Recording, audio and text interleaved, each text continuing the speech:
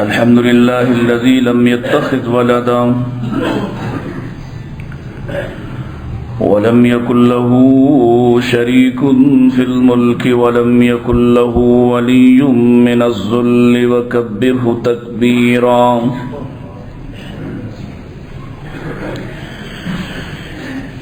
الحمد لله الذي علم بالأنعام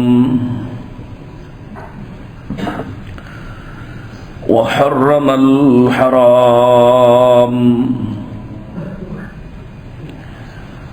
الذي خلق كل شيء وخلق الإنسان والأنعام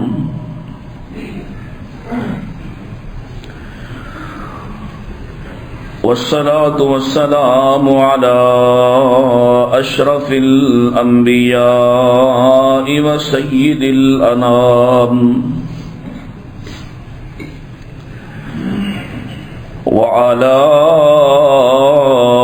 آله العظام وعلى أصحابه الكرام وعلى من اتبع الإسلام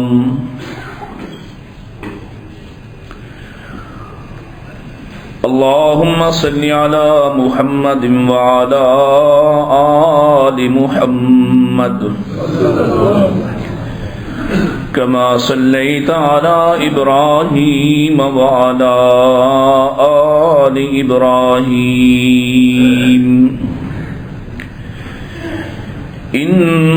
إنك حميد مجيد اللهم بارك على محمد وعلى آل محمد كما باركت على إبراهيم وعلى آل إبراهيم إنك حميد مجيد أعوذ بالله السميع العليم من الشيطان الرجيم بسم الله الرحمن الرحيم رب هب لي حكما وألحقني بالصالحين واجعل لي لسان صدق في الآخرين واجعلني من ورثة جنة النعيم وقال الله تعالى وأما ما ينفع الناس فيمكث في الأرض كذلك يضرب الله الأمثال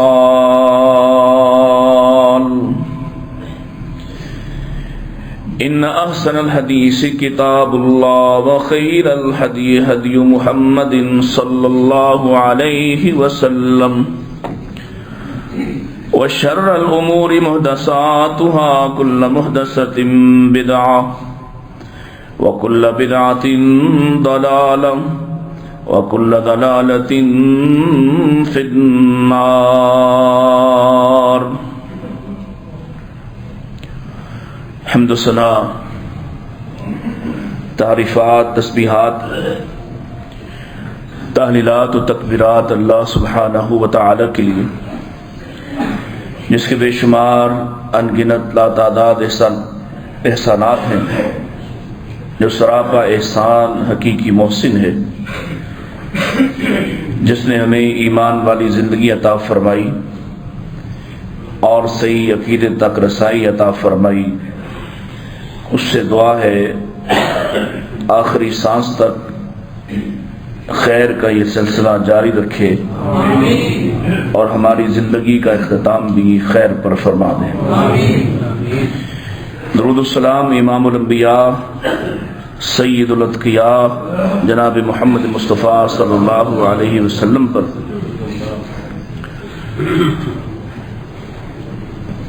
گزشتہ خطبہ میں مفید زندگی وہ زندگی جس کے بعد انسان کا فائدہ صدیوں پر محیط ہو سکتا ہے،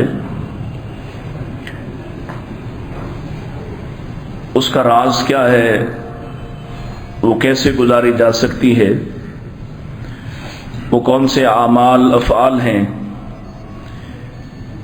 کہ جن کے انجام دینے سے انسان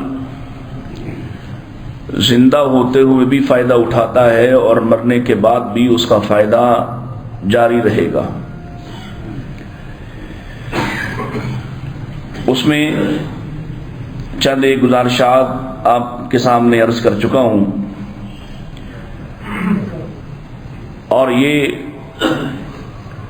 مومنانہ خواہش ہے کہ کوئی شخص یہ چاہے کہ اس کا تذکرہ اس کے جانے کے بعد اچھے الفاظ میں کیا جائے۔ سیدنا ابراہیم علیہ السلام کی اس دعا سے ہم نے شروع کیا تھا، جہاں وہ اپنے رب سے یہ خواہش کرتے ہیں کہ مجھے حکمرانی حکم عطا فرما، حکمت و دانائی عطا فرما، اور ساتھ ہی ساتھ مجھے نیکوکار لوگوں میں شامل کیا جائے، اور میرا تذکرہ میرے بعد اچھی زبانوں پہ جاری رہے، اور مجھے جنت نعیم کے ورثاء میں شامل کیا جائے۔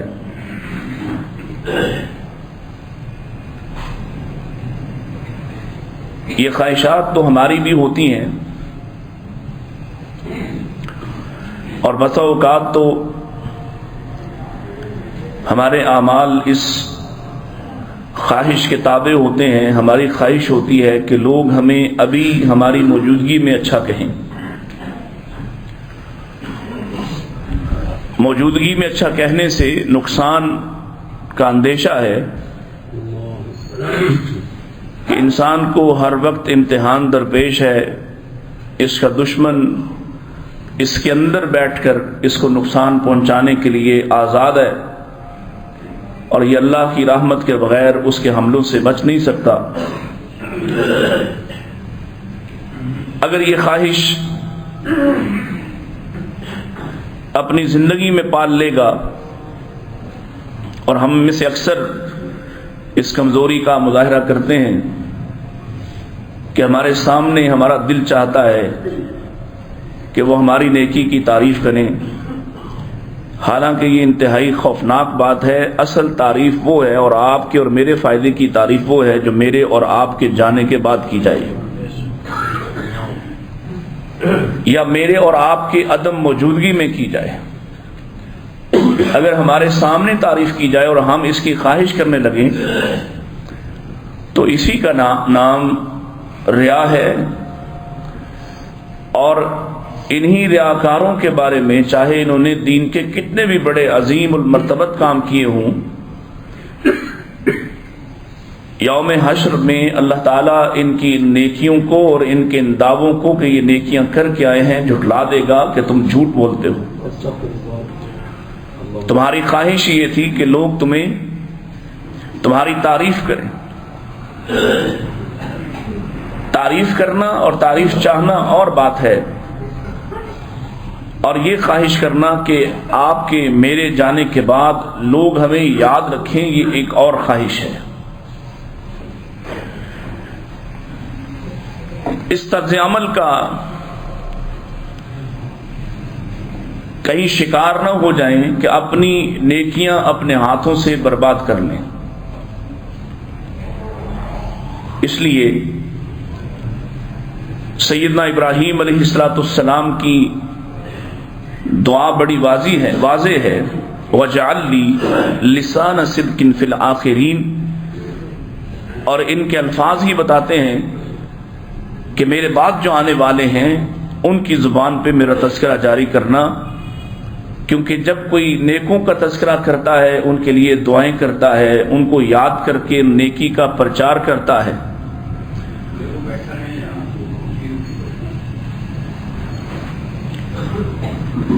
دنیا سے رخصت ہونے پر میری اور آپ کی زندگی کیسے صدیوں والی ہو سکتی ہے کہ یہ 60-70 سالہ 40-50 سالہ زندگی ختم ہو تو اس کے بعد ایک نہ ختم ہونے والی زندگی جاری رہے. ہم یہاں موجود نہ ہوں لیکن ہمارے اعمال ایسے اعمال موجود ہوں جو ہماری موجودگی کا پتہ دیتے ہوں. ہم عمل نہ کر سکتے ہوں لیکن ہمارے اعمال اور ہماری چھوڑی ہوئی میراث ہمارے نامہ اعمال میں اضافے کا سبب بنتی رہے. اس فکر کو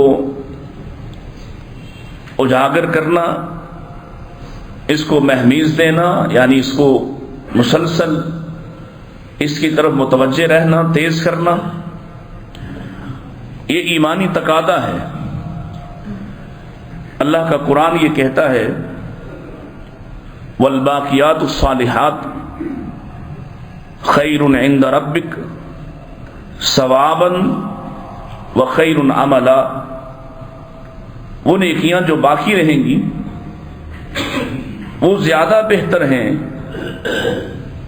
باقی رہ جانے والی نیکیاں، باقی رہ جانے والے اعمال اللہ کے ہاں اجر اور بدلے کے حوالے سے زیادہ بہتر ہے.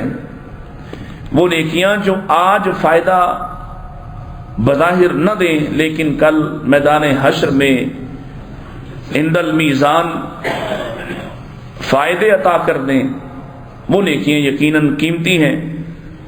اور بہت سی دنیا اور بہت سے ایمان والے بھی وہاں یہ خواہش کرتے پائے جائیں گے کہ وہ وقت جو انہوں نے مشغولیت کے حوالے سے ایسی کم سے کم لغو چیزوں میں گزارا یا اچھی چیزوں میں نہ گزار سکے، اللہ کی حمد و ثنا میں، اس کی تحلیل و تکبیر میں نہ گزار سکے، اس پر یہ پچھتائیں گے. کیونکہ تب پتہ چلے گا کہ ایک ایک جملہ، ایک ایک کلمہ، اس کی قدر، اس کی وقت کیا ہے. حضرت عثمان رضی اللہ تعالیٰ عنہ کے آزاد کردہ غلام حارث بیان کرتے ہیں کہ ایک دن سیدنا عثمان رضی اللہ تعالیٰ عنہ تشریف فرما تھے، ہم بھی بیٹھے ہوئے تھے کہ اتنے میں آپ کے پاس مؤذن آیا اور اس نے نماز کے لیے آپ سے کہا. آپ نے وضو والا پانی کا برتن منگوایا جس میں تقریباً 1 مد پانی تھا، اس سے وضو کیا اور وضو کر کے فرمایا میں نے رسول اللہ صلی اللہ علیہ وسلم کو ایسے ہی وضو کرتے دیکھا ہے. اور آپ نے تب فرمایا تھا جس نے میرے اس وضو کی طرح وضو کیا پھر نماز ظہر ادا کی اور اس عمل کی وجہ سے اللہ تعالیٰ اس کی صبح کی نماز سے لے کے ظہر کی نماز تک کے جتنے گناہ اس نے کیے ہیں ان سب کو معاف کر دے گا. پھر فرمایا پھر ظہر کی نماز، عصر کی نماز جس نے اسی طرح سے وضو کیا اور عصر کی نماز ادا کی، اس کے ظہر اور عصر کے درمیانی گناہ معاف کر دیے جائیں گے. پھر مغرب کی نماز اسی طرح، عصر اور مغرب کے نماز کے دورانیہ کا یہ وقفہ جو ہے اس کے گناہ معاف کر دیے جائیں گے. پھر مغرب سے عشاء کے درمیان یہ جو دورانیہ ہے عشاء تک کا، اس کے گناہ معاف کر دیے جائیں گے. اور پھر ہو سکتا ہے یہ رات گناہوں میں لطپت گزارے اور نافرمانی کا کوئی کام کرے، لیکن اگر اس نے صبح اٹھ کر وضو کیا اور نماز فجر ادا کی تو عشاء سے فجر کے دوران جو گناہ اس نے کیے ہیں اس کو معاف کر دیے جائیں گے. پھر فرمایا یہ وہ نیکیاں ہیں جو گناہوں کو معاف کروا دیتی ہیں، ختم کروا دیتی ہیں.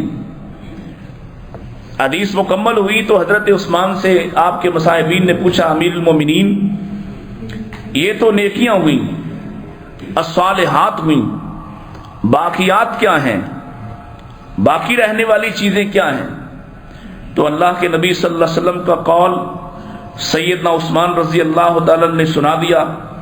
آپ نے فرمایا باقیات یہ ہیں لا الہ الا اللہ، سبحان اللہ، الحمدللہ، اللہ اکبر، ولا حول ولا قوت الا باللہ.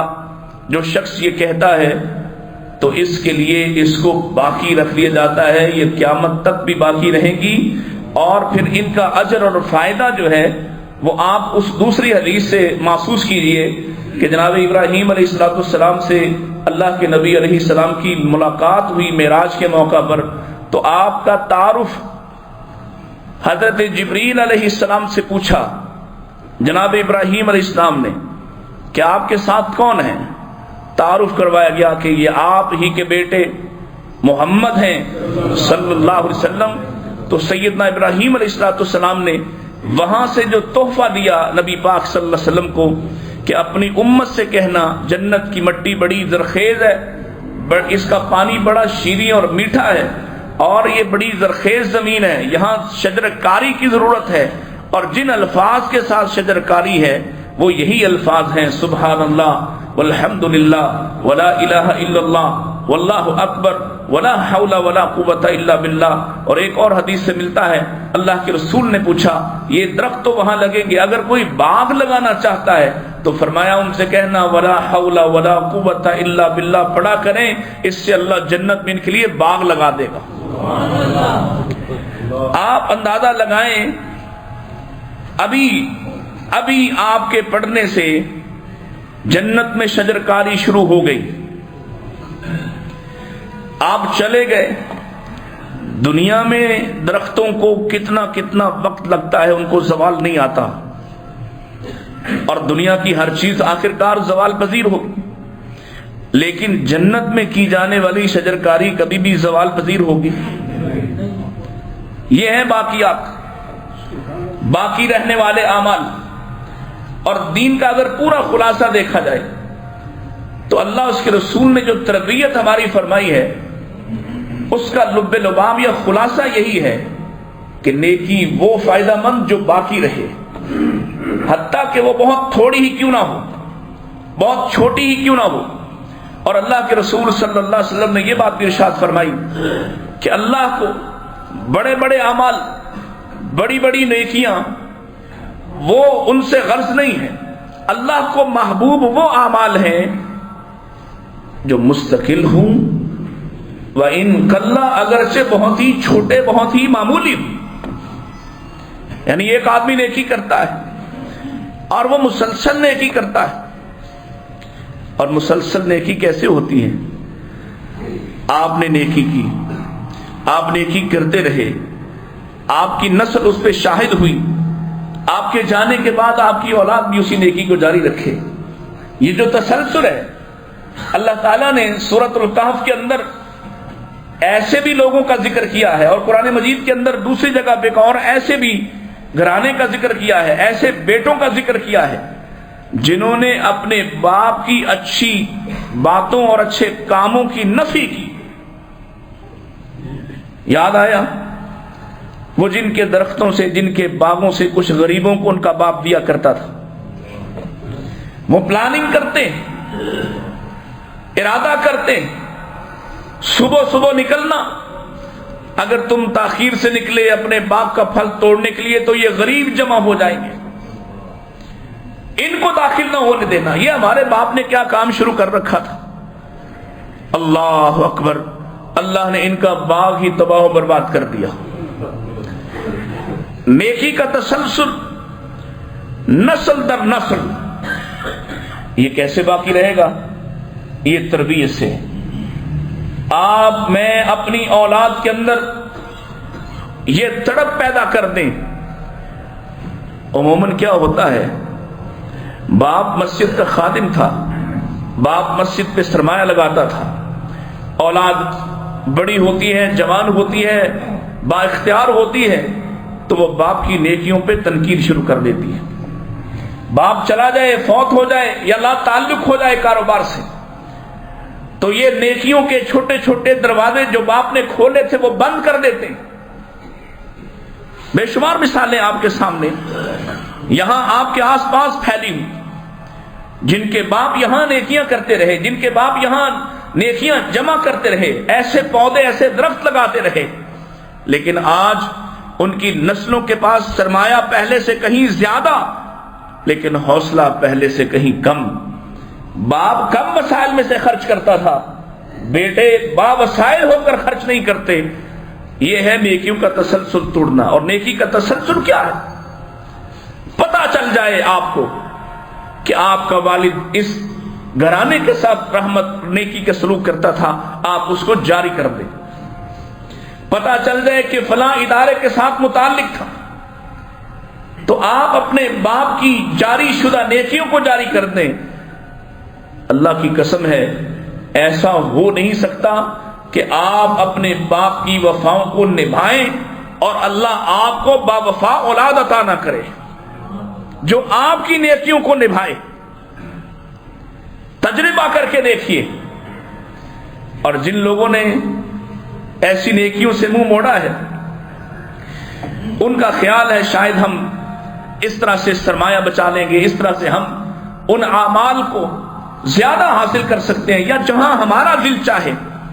تو یہ باقیات کی بات ہے۔ والباقیات الصالحات، باقی کیا چھوڑنا ہے؟ الصالحات، الصالحات۔ اچھا، بعض لوگ اگر والدین باپ دادا کسی بری عادت کا شکار تھے، اس کو پکڑ کے رکھتے ہیں، اس کو تھام کے رکھتے ہیں، اس کا تعارف کرواتے ہیں۔ میرا باپ ایسا تھا، وہ کسی کی مانتا نہیں تھا، وہ بڑا متکبر تھا، ہماری ہوا کی طرف بھی آنکھ اٹھا کر کوئی دیکھ نہیں سکتا تھا۔ یہ تعارف اللہ کے ہاں کسی قابل نہیں۔ یہ فخر و غرور سنبھال کے رکھنے کی ضرورت نہیں ہے۔ اگر کچھ سنبھالنا ہے تو نیکی سنبھالو، رحمت، رافت، ہمدردی، غمگساری، یہ سنبھالو، اس کو جاری رکھو، اس کا اظہار کرو، تاکہ تمہاری نسلیں، آپ دیکھیں گے غنڈہ گردوں کی اولاد اس غنڈہ گردی کو سنبھال رکھتی ہے، تو نیکوں کی اولاد نیکی کو کیوں نہیں سنبھال رکھتی؟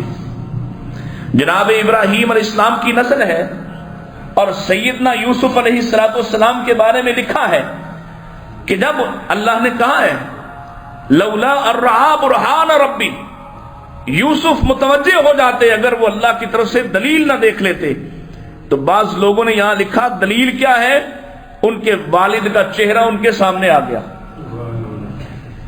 جناب یعقوب علیہ السلام کا چہرہ ان کے سامنے، ان کی نیکی، ان کی پاک بازی ان کے سامنے آئی، اور بیٹے نے فیصلہ کیا اللہ کی پناہ، میرا عمل میرے باپ کی چادر، سفید چادر پر داغ لگانے کے مترادف۔ یہ دلیل دیکھی، لولا الرعا برہان ربی، گویا والدین کی نیکیاں اولاد کے لیے معاون ہو جائیں گی کردار سازی کے لیے۔ یہ باقی رہے گا، آپ کا کردار باقی رہتا ہے، آپ کی نیکی باقی رہتی ہے آپ کے گھر کی تربیت سے۔ ایک آدمی اگر رات کو اٹھ کے نماز پڑھتا ہو، کوئی والدہ اپنے گھر میں تلاوت قرآن کرتی ہو، کیا خیال ہے یہ عمل ضائع ہو جائے گا؟ ایک پوری نسل جو اس کے ہاتھوں پلی بڑی ہے، وہ اس کی نیکی کو آگے بیان کرتی ہے، وہ آگے ذکر کرتی ہے، وہ اپنی اولاد کو بتلاتے ہیں کہ میرا باپ، تمہارا دادا، تمہاری دادی، تمہارا نانا نانی یہ عمل کیا کرتے تھے۔ یہ باقی رہنے والا کام ہے۔ آئیے، نبی کریم علیہ السلام نے فرمایا 5 کلمات ایسے ہیں اور نیکی کے ترازو میں بڑے وزنی ہیں، اور وہ کلمات کیا ہیں؟ لا الہ الا اللہ، الحمدللہ، اللہ اکبر، سبحان اللہ۔ اور اسی طرح سے وہ بچہ جو کسی والد کا، کسی شخص کا بیٹا، اولاد بچپن میں فوت ہو جائے اور وہ اس پر صبر کرے، اور اللہ سے اجر طلب کرے تو اس کا اجر بھی باقی رہتا ہے. کتنا باقی رہتا ہے؟ کہاں تک باقی رہتا ہے؟ صحیح حدیث میں آتا ہے قیامت کا روز ہوگا جب سفارش کو عام کیا جائے گا تو یہ اولاد جو کم سنی میں فوت ہوئی یہ اپنے والدین، ان والدین کے لیے جنہوں نے اللہ کی رضا کو طلب کیا اور جنہوں نے اللہ کے لیے صبر کیا ہوگا، آج یہ بچے ان کا ہاتھ پکڑ کے جنت میں لے جائیں گے. کتنا باقی رہے گا؟ باقی رہنے والا عمل دنیا میں کیا ہے، عمل کہاں کرنا ہے، عمل کہاں ہو سکتا ہے؟ زندگی میں. یہ زندگی مفید ہوئی تو اس کے فائدے اتنے لمبے ہیں کہ یہ حشر میں ملیں گے. اور اگر یہ زندگی مفید نہیں، یہ زندگی سرکشی پہ، نافرمانی پہ، کوتاہی پہ، گناہ پہ، معصیت پر، یہ زندگی تکبر پہ، حسد پہ گزر رہی ہے تو کیا ملے گا؟ اس کا بدلہ یہاں بھی ملے گا اور وہاں بھی ملے گا. اور اگر یہ خیر خواہی سے گزر رہی ہے، یہ ہمدردی سے گزر رہی ہے، یہ غمگساری سے گزر رہی ہے تو اس کا فائدہ صرف یہی نہیں، اس کا چھوٹا سا فائدہ یہاں ملے گا اور اس کا حقیقی فائدہ واللہ عندہ اجر عظیم، اللہ کے ہاں جو اجر ملے گا انسان حیرت زدہ ہوگا. میں نے تو چند سکے خرچ کیے تھے، یہ پہاڑوں جتنا اجر کہاں سے آیا ہے اور کہاں سے آیا ہے؟ اللہ کے نبی صلی اللہ علیہ وسلم فرماتے ہیں جب تم میں سے کوئی صدقہ کرتا ہے اللہ تمہارے صدقے کو، مومن کے صدقے کو اللہ اپنے دائنے ہاتھ میں لے لیتا ہے اور اسے اس طرح سے پالتا ہے، اسے اس طرح سے بڑھاتا پھیلاتا ہے جیسے تم میں کوئی گھوڑی کے بچے کو پالتا ہو، جیسے تم میں سے کوئی اس کو جیسے خیال سے پالتا ہے، بڑی حفاظت سے رکھتا ہے. اللہ تمہارے صدقے کو اپنے ہاتھ میں لے کر اس کو ایسے بڑھاتا چڑھاتا ہے. واللہ یضاعف لمن یشاء. اللہ اکبر. پھر فرمایا اسی طرح یہ 5 چیزیں کیسی خوب ہیں کہ جن پر ایمان رکھنے والا یقینی جنتی ہے. یہ کون سی ہیں؟ جو اللہ پر یقین رکھتا ہے، اللہ سے ملاقات کا متمنی ہے، اللہ پر یقین رکھتا ہے، قیامت کے دن کو مانتا ہے، جنت دوزخ کو مانتا ہے. آپ نے دیکھا ہوگا بے شمار لوگ اب اس وقت اس لاجیکل دنیا کے اندر ایسے بدبخت پیدا ہوئے جو کہتے ہیں کس نے دیکھا ہے، کس نے دیکھا ہے کہ جنت ہے جہنم ہے، یہی دنیا جنت ہے یہی جہنم ہے. تم دیکھو گے، تم انشاءاللہ دیکھو گے، تم دیکھو گے جب جہنم تمہارے سامنے لائی جائے گی، جب اسے 70,000 زنجیروں میں باندھ کر ایک ایک زنجیر کے ساتھ 70,000 فرشتہ اس کو روک رہا ہوگا. تکاد تمیز من الغیظ، جب وہ پھنکارتی ہوئی تمہاری طرف آئے گی تم دیکھو گے انشاءاللہ. اور اللہ کے وعدوں کو سچا ہوتے ہوئے ہم بھی دیکھیں گے انشاءاللہ. ہم نے یہاں مانا ہے، عقل میں آئے، دماغ میں آئے، علم میں آئے نہ آئے، اللہ ہے، اللہ ہے اور اکیلا ہے. ہم نے یہاں مانا ہے، ایمان بالغیب کے ساتھ مانا ہے، محمد رسول اللہ کے کہنے پہ مانا ہے. اللہ ہے، ایک ہے، اکیلا ہے، اس کے ساتھ کوئی ثانی، کوئی شریک نہیں، اس جیسا کوئی نہیں. ہم نے مانا ہے، ہم نے مانا ہے جنت ہے، ہم نے مانا ہے جہنم ہے، ہم مانتے ہیں حشر کا دن آئے گا، ہم تسلیم کرتے ہیں قبر میں جانا ہے اور قبر کا عذاب یا قبر کی رحمت ہے، ہم تسلیم کرتے ہیں. ہمارا حساب جو نہیں مانتا کہیں قبر کا انکاری ہے، قبر کے عذاب کا انکاری. اور میں کافروں کی بات نہیں کر رہا، نام نے آپ مسلمانوں کی بات کر رہا جو کہتے ہیں قبر کا عذاب ہی کوئی نہیں. کیوں نہیں ہے؟ دکھا دو، تم دیکھو گے، تم دیکھو گے اور پھر تم چاہو گے کہ ایک مرتبہ پلٹ کے جانے دو، اب بڑے یقین والا بن کے آؤں گا، اور کوئی تمہیں آنے دے گا؟ تم دیکھو گے۔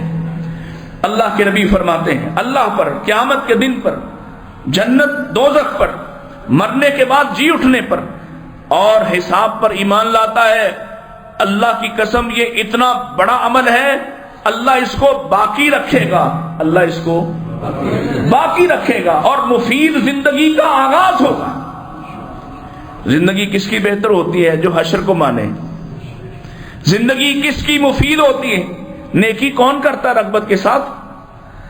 جو آخرت کو نہ مانے، جو حساب کتاب کو نہ مانے، وہ تو نیکی کرتا ہی نہیں ہے، اس سے تو نیکی ہوتی نہیں ہے، اس کی نیکی کا تعلق بھی دنیا سے ہے۔ وہ اگر کسی پر سرمایہ خرچ بھی کر دے، اس کی خواہش ہوتی ہے کہ میرا اشتہار لگے، میرا نام لیا جائے، میرے ادارے کا نام لیا جائے، فلاں جگہ پہ میرا نام نمایاں ہو جائے۔ جو اللہ کو مانتا ہے، تنہائیوں میں اپنے رب کو راضی کرنے کی فکر میں ہوتا ہے، اللہ کی قسم ہے اس کی یہ خواہش ہی نہیں ہوتی۔ ابھی انہی دنوں کی بات ہے، ایک بہت معروف آدمی فون آیا، کہنے لگے آپ بستر لے کے جا رہے ہیں سیلاب زدگان کے لیے؟ جی لے کے جا رہا ہوں، اب میری طرف سے آپ 2 دن کا انتظار کیجئے۔ 2 دن بعد پیغام آیا کہ 500 بستر میری طرف سے شامل کر دیں۔ 500، معروف آدمی، عالم دین۔ میں نے کہا آپ کا نام، آپ کے ادارے کا نام کس طرح سے لکھنا ہے؟ ہماری ذمہ داری۔ کہنے لگے کہیں میرا نام ذکر بھی مت کرنا، کسی کو مت بتانا، کسی سے ذکر نہ کرنا کہ میں کون اور کون یہ نیکی کرنا چاہ رہا ہے، یہ میرا اور اللہ کا معاملہ ہے۔ جسے آخرت پر یقین ہو۔ اور وہ لوگ بھی ہیں جو چاہتے ہیں کہ ہم ویڈیوز لے کے آئیں، ہماری مجبوری ہوتی ہے۔ وہ لوگ بھی ہیں جو کہتے ہیں ہمارا نام وہاں ویڈیو میں لو۔ میں اس کو غلط نہیں کہہ رہا، لیکن اپنا اپنا تصور ہے، جو جس کے لیے کرتا ہے اس میں چھوڑ دیتا ہے۔ اللہ اکبر۔ آئیے، اللہ کے رسول علیہ الصلوۃ والسلام نے بھی ارشاد فرمایا تھا، اس زندگی کو فوکس یہ نہیں ہے کہ آخرت کی زندگی اس زندگی کے ساتھ جڑی ہے۔ اگر یہ زندگی مفید نہ ہوئی تو وہ والی فائدہ مند ہو سکتی، اگر یہ لوگوں کو نفع دینے والی نہ ہو۔ یہاں تم اذیت دو، یہاں تم تکلیف دو، زبان سے، ہاتھ سے، اپنے طرز عمل سے، اپنی طاقت سے، یہاں تم اذیت کا سبب ہو، اور تم سوچو کہ تم جنت میں چلے جاؤ گے۔ یہاں بھی فائدہ مند زندگی گزارو، فائدہ مند زندگی۔ کیسی زندگی؟ اللہ کے رسول اسلام کی حدیث سن لیں، فرمایا غتنم خمسن قبل خمسن، 5 باتیں، 5 چیزیں 5 سے پہلے غنیمت بنا لو، ان سے فائدہ اٹھا لو۔ شبابک قبل حرمک، اپنی جوانی اس کو نفع بخش بنا دو، اس سے پہلے کہ تمہیں بڑھاپا آ لے۔ میں اس کی تفصیلات میں نہیں جاتا زیادہ بات کرنے۔ اپنی جوانی، اب جوانی لوگوں کے لیے آزار بن جائے، راستوں پہ چلنا مشکل ہو جائے، گھروں سے خواتین کا نکلنا مشکل ہو جائے، محال ہو جائے۔ کیوں؟ کہ کچھ لوگوں کی جوانی نے غدر مچایا ہوا ہے اور کسی کی عزت و آبرو ان سے محفوظ نہیں ہے۔ کیا جوانی ان کاموں کے لیے تھی؟ شبابہ کا قبل حرمک، کسی بوڑھے کا ہاتھ تھام اور اس سے پوچھ اب تیرا کیا حال ہے؟ تو چل بھی نہیں سکتا، اپنی ضروریات پر خود قادر بھی نہیں ہے، آج مجھے جوانی کا غرور ہے، مجھے نصیحت کر۔ سن وہ کیا کہتا ہے، سن وہ کیسے پچھتاووں کا اظہار کرتا ہے، سن وہ کتنا مایوس ہے۔ اللہ اکبر، اور اگر کسی نیکوکار بوڑھے سے پوچھے گا تو وہ اپنی جوانی کی نیکیاں تجھے سنائے گا، وہ اپنی جوانی کی رغبتیں تجھے سنائے گا۔ اگر علماء کے پاس اٹھے بیٹھے نیکوکار جلیس تلاش کرے تو وہ تجھے اپنے وقت کی بات سنائیں گے کہ ہم جب توانا تھے ہم کیا کرتے تھے۔ اسی سے اپنا راستہ سیدھا کر۔ شبابک قبل حرمک وصحتک قبل سقمک۔ جب بیماری آتی ہے پھر پچھتاتا ہے، اور جب صحت ہے اس وقت اللہ کی اس نعمت سے فائدہ اٹھاتا۔ 2 رکعت اضافی نماز پڑھنے کو تیار نہیں، 2 نوافل پڑھنے کو تیار نہیں، گھنٹوں ویڈیوز دیکھنے والا، گھنٹوں مختلف فلمیں دیکھنے والا، کئی اور کتنے مشکل۔ یہ ہمارے دوست ہیں جو جم میں جاتے ہیں، یہ تو خیر اچھے بچے ہیں، یہ تو اپنی ضروری بات کر کے۔ اب کئی ایسے ہیں جو صبح بھی جم، شام میں بھی جم، گھنٹوں وہاں وقت لگاتے اور تھکتے نہیں، اور امام صاحب 2 قرات 2 رکعتیں زیادہ لمبی پڑھا دیں تو ان کے شکوے سننے والے ہوتے ہیں۔ تراویح پڑھنے پڑ جائیں تو پہلے 2-3 دن مسجد آباد ہوتی ہے، اس کے بعد وہی حال۔ صحتک قبل سقمک، اپنی بیماری سے پہلے اپنی صحت سے فائدہ اٹھاؤ، اس کو مفید بناؤ۔ وفراغک قبل شغلک، کبھی فرصت کے رونے اور کبھی مصروفیت کے رونے۔ فرصت ہے تو مصروفیت تلاش کرتا ہے، فرصت ہے تو اس کے شکوے کرتا ہے کہ میں فارغ ہوں، مجھے کوئی کام ہی نہیں ہے، میرے پاس روزگار نہیں ہے، میں کیا کروں؟ اور تب بھی اپنے وقت کو برباد کرتا ہے، اور مصروف ہو جائے تو پھر بھی اگر کوئی سے کہے نماز پڑھ لو تو کہتا ہے اب تو سر کھجانے کی گنجائش۔ نہ فرصت سے فائدہ اٹھاتا ہے نہ مشغولیت سے، حالانکہ فرصت کتنی قیمتی ہے۔ اللہ اپنے نبی سے کہتے ہیں اللہ اکبر، جب تو فَإِذَا فَرَغْتَ فَانْصَبْ وَإِلَىٰ رَبِّكَ فَارْغَب۔ اے میرے حبیب، تیرے کام ہم نے سارے سمیٹ دیے، تجھے فتح عطا کر دی، اب فارغ ہو گیا ہے، اب اللہ کی طرف جڑ۔ فَانْصَبْ، کھڑا ہو جا، نصب ہو جا، یعنی اپنے خم ٹھونک دے۔ وَإِلَىٰ رَبِّكَ فَارْغَب، اپنے رب کی رغبت کے ساتھ عبادت کر۔ نبی پاک سے بڑھ کر کون رغبت سے عبادت کرتا ہوگا؟ اللہ اکبر۔ پھر فرمایا وَحَيَاتَكَ وَغِنَاكَ قَبْلَ فَقْرِكَ، مال آیا تھا نہیں تو کہتا تھا جب ملے گا تو یہ کر دوں گا، جب آیا تو کہتا ہے بڑی مشکل سے کمایا ہے، اب اس پہ لگا دوں، تمہارے لیے کمایا ہے، تم شامل تھے میرے ساتھ۔ غنا کا قبل فقرک، یہی دنیا ہوگی، بڑھاپا آ جانا ہے، ارب پتی پہ بھی آتا ہے، اور مال کمایا اس نے، سنبھالنے والے جوان ہو گئے، وہ بے دخل کر دیتے ہیں، اب اس کا اختیار باقی نہیں رہتا، جہاں سے چلا تھا وہیں آ کھڑا ہوا، اگر اپنے ہاتھوں سے کچھ کیا نہیں سو کیا فائدہ ہوا؟ اپنی دولت سے فائدہ اٹھا۔ فائدہ 2 طرح کا دولت سے، کھا لے جائز کھانے میں کوئی مسئلہ نہیں، اچھا پہن لے کوئی مسئلہ نہیں، اچھی سواری رکھ کوئی مسئلہ نہیں، اور دوسرا فائدہ کیا ہے؟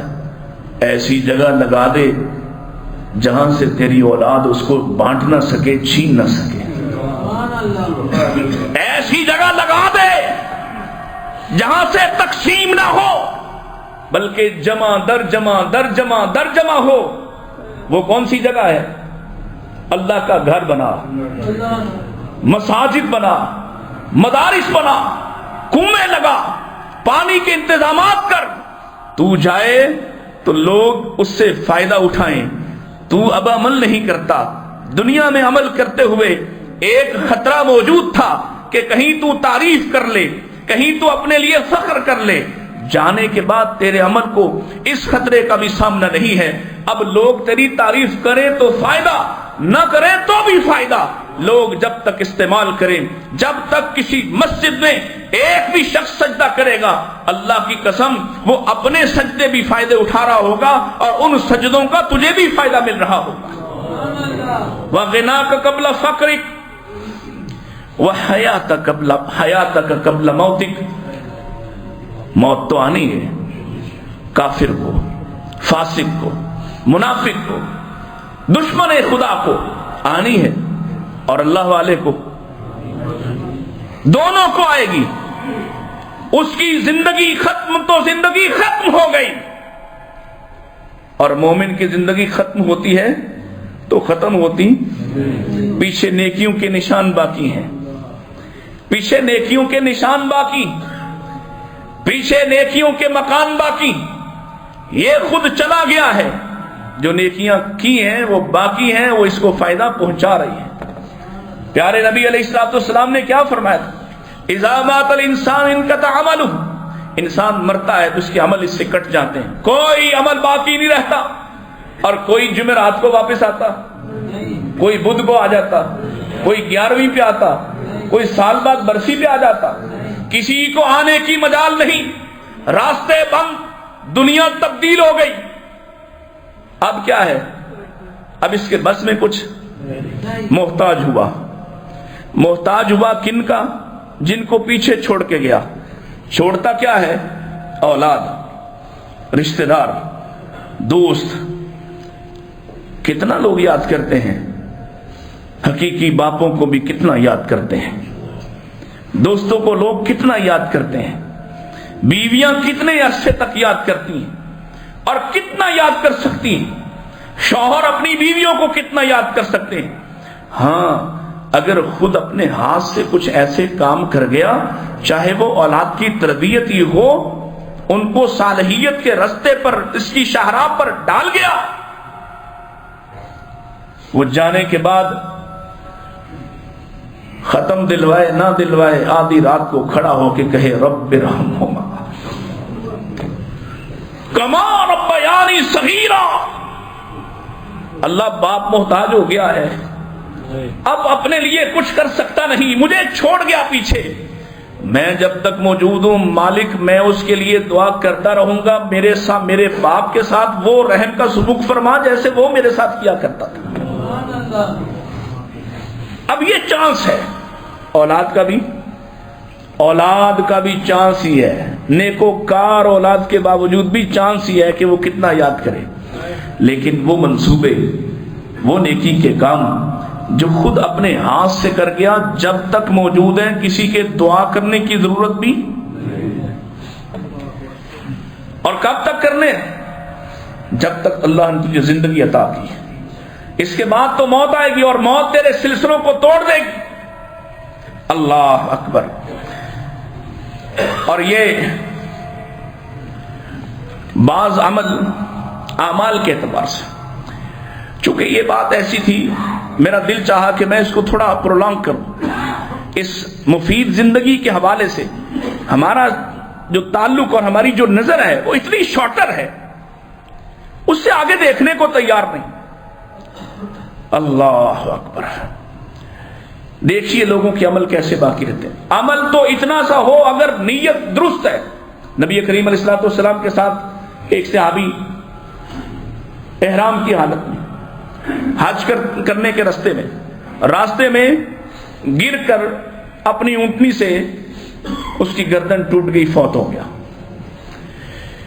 اب عمل کرتے ہوئے, کوئی عمل کرتے ہوئے خواہش کیا کریں کہ اللہ ہماری زندگی کا خاتمہ سجدوں میں کرے. دعا کیا کریں اللہ ہمیں قرآن کی تلاوت کرتے ہوئے لے جا, ہمیں مساجد میں سجدوں کی حالت میں لے جا. موت تو آنی ہے, اللہ کسی گندی غلیظ جگہ پر نہ آئے, اللہ تیری نافرمانی کے رستے پر نہ آئے, اللہ کسی تاریک رستے پر نہ آئے, اسلام کے روشن رستے پر موت آئے. موت تو آئے گی, لیکن کوئی عمل کرتے ہوئے کوئی شخص اس دنیا سے روانہ ہوا، اللہ نے اس عمل کو باقی رکھ دیا۔ نبی کریم علیہ السلام کی اس حدیث سے اندازہ ہوتا ہے، صحابی فوت ہو گئے، اللہ کے رسول صلی اللہ علیہ وسلم آئے، آپ نے فرمایا اغسلوہ بماء وسدر، اپنے اس بھائی کو پانی اور بیری سے غسل دو، بیری کے پتے ڈالو، ان سے اس کو غسل دو، اور وَكَفِّنُوهُ فِي ثَوْبَيْهِ، اس کے لیے تیسرا کپڑا نہیں چاہیے، جن 2 چادروں میں آیا ہے انہی میں سے کفنا دو، وَلَا تُخَمِّرُوا رَأْسَهُ، اس کا سر مت ڈھانپنا، یعنی عام طور پر ہم تو سر ڈھانپتے ہیں اور چہرہ آخر میں تھوڑا سا کھولتے ہیں، یہی کفن کا طریقہ اللہ کے رسول نے سکھایا، لیکن احرام کی حالت میں فوت ہونے والے کا، چونکہ جب وہ احرام کی حالت میں ہوتا ہے تو سر ڈھانپتا، وَلَا تُخَمِّرُوا رَأْسَهُ، اس کا سر نہ ڈھانپنا، اللہ اکبر۔ اور پھر فرمایا جانتے ہو یہ اتنے عظیم، بعض لوگوں نے کہا اس کے نصیب میں حج نہیں ہوا، اس کے نصیب میں بیت اللہ تک جانا ہوا نہیں، لیکن لوگوں کو سمجھایا میرے نبی نے کہ جو جس راستے پر نکلا اس راستے پر موت بھی آ جائے، جو جس راستے پر چل رہا ہوا نیکی کا راستہ ہو، نیکی کا، اس راستے پر چلنے والا اس کا عمل، عام طور پر تو عمل ختم ہو جاتا ہے، لیکن اس راستے میں فوت ہو جانے والے کا عمل قیامت تک باقی رہے، وہ قیامت تک کے لیے اللہ کے راستے میں کھڑا ہو گیا۔ کوئی مسجد بناتے ہوئے لوگ مرے ہیں نا، فٹ بال اسٹیڈیم بناتے ہوئے بھی، اور لوگ مسجد بناتے ہوئے بھی حادثے کا شکار ہو جاتے ہیں، دونوں میں زمین آسمان کا فرق۔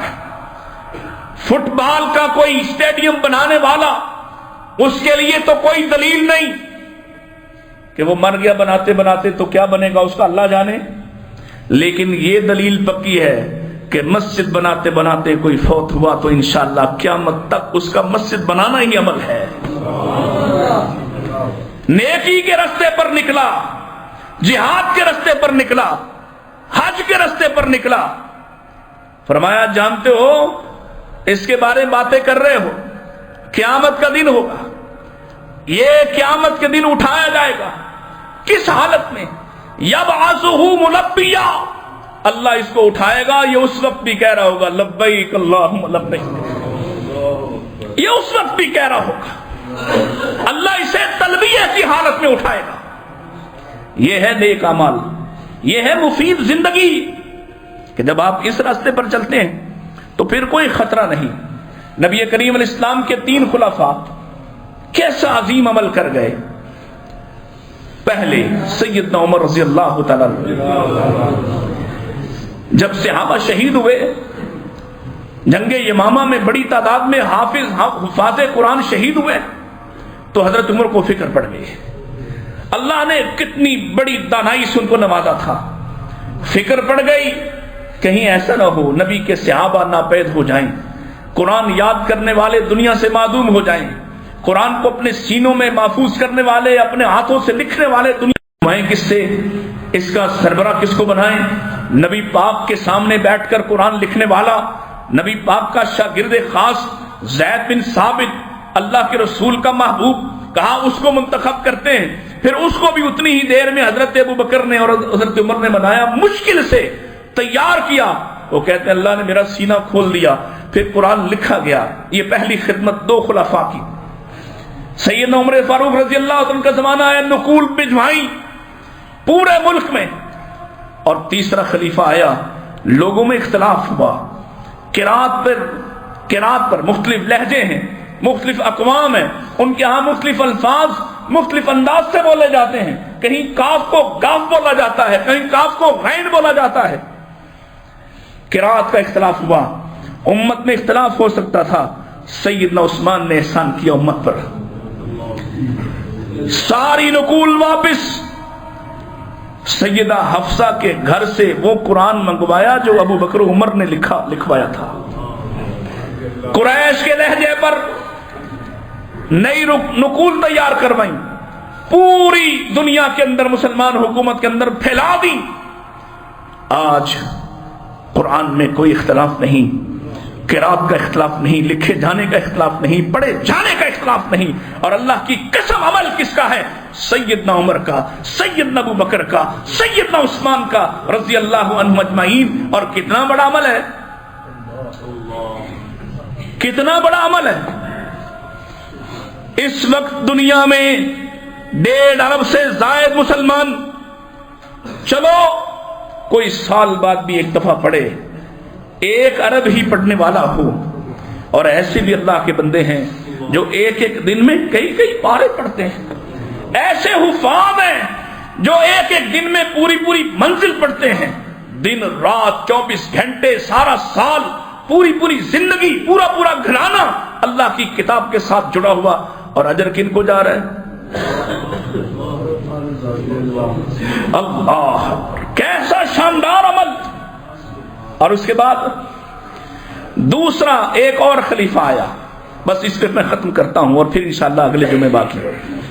ایک اور خلیفہ آیا، جیسی فکر پہلے عمر کو قرآن کے بارے ہوئی، اللہ نے ایک عمر اور بھیجا، اس کو حدیث کی فکر ہوئی۔ حدیث لکھی ہوئی لوگوں کے پاس، چھوٹے نسخوں میں، چند اوراق میں لوگوں کے پاس نبی پاک کی حدیث لکھی ہوئی موجود ہے، لوگوں کے سینوں میں موجود ہے۔ انہوں نے دیکھا صحابہ دنیا سے جا رہے، صحابہ کے شاگرد بھی جانا شروع ہو گئے، انہیں فکر ہوئی سرکاری سرپرستی میں حدیث کو جمع کرنے کا پہلا اہتمام عمر بن عبدالعزیز نے کیا ہے۔ بڑے ائمہ کو ذمہ داریاں دی، حدیث لکھو، حدیث کو جمع کرو، کہیں نبی پاک کا کوئی عمل امت سے رہ نہ جائے، مس نہ ہو جائے۔ کتنا بڑا عمل ہے۔ آج امت جو بھی کرتی ہے صحیح حدیث کو تلاش کرنے کے لیے اور صحیح حدیث تک پہنچنے کے لیے، فائدہ کس کو ہو رہا ہے؟ اللہ اکبر۔ ان لکھنے والے صحابہ کو، ان کے شاگردوں کو، ائمہ محدثین کو، اور وہ فائدہ کوئی ختم کر سکتا؟ اس فائدے کی کوئی حد ہو سکتی؟ اور ایک حدیث نبی پاک علیہ السلام کا ایک فرمان سن کر، یاد کر کے آگے پہنچانے والا، اس کے لیے میرے آقا نے دعا فرمائی، اللہ اس کے چہرے کو شاداب کر دے، جہنم سے آزاد کر دے۔ ایک حدیث۔ تو جنہوں نے کتابیں لکھا دی، جنہوں نے پیارے مصطفیٰ علیہ السلام کا ایک ایک عمل محفوظ کیا، اور محفوظ کرنے کے لیے کریکٹر کتنا بڑا تھا، بلند تھا، امام بخاری، سب کہو رحمت اللہ رحمتن واسعہ، کتنا عظیم انسان ہے۔ اللہ کی قسم ہے، قرآن مجید کے بعد سب سے زیادہ پڑھی جانے والی کتاب بخاری شریف ہے، سب سے زیادہ پڑھی جانے والی۔ اور کس کا بیٹا ہے؟ ایک ایسا شخص جو اپنے بیٹے کے پیدا ہونے سے پہلے فوت ہو چکا ہے، جس کا تربیت میں حصہ، لیکن فائدے میں حصہ ہے یا نہیں؟ بیٹا محدث بنا، امام المحدثین بنا، بیوہ ماں نے اپنی روزگار کے لیے بچے کو کسی کام پر نہیں لگایا، بلکہ مشکل ترین زندگی گزار کر اپنے بیٹے کو دین کی طرف لگا دیا ہے۔ اور پھر بیٹا کیسا تھا؟ ایک مثال ذہن میں آ رہی ہے، عرض کر دوں، کردار کا محافظ، کردار کا محافظ، قربانیاں دینے والا حدیث کے لیے۔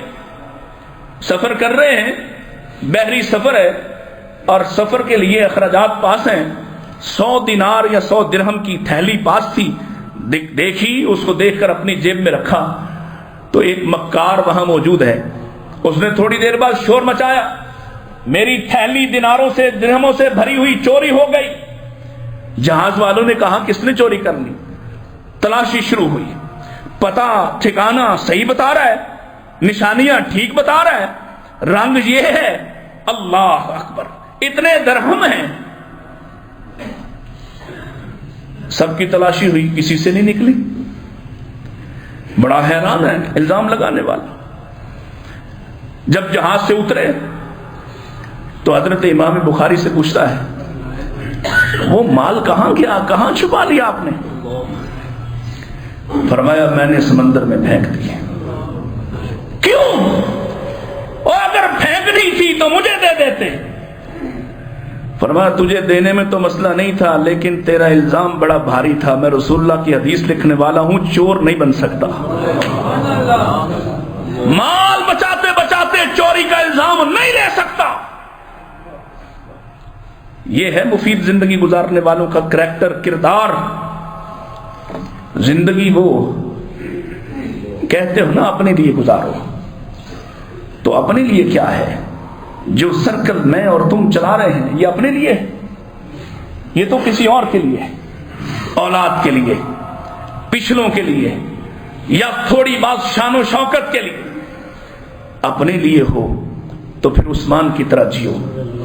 پھر غریب صحابہ کہتے اللہ کی قسم ہمارے اندر ایسے لوگ موجود تھے جب نبی پاک صدقے کا حکم دیتے لوگ محنت مزدوری کر کے صدقہ کیا کرتے تھے, محنت کر کے اجرت لے کر. اور اب اللہ تعالی ہمیں توفیق دے, ہدایت دے, ہم مفید زندگی گزارنے والے, ایسی زندگی کے جس کے فائدے نہ اس دنیا میں ختم ہونے والے ہیں اور نہ ہی اس دنیا میں ختم ہوں گے. وآخر دعوانا ان الحمد للہ رب العالمین.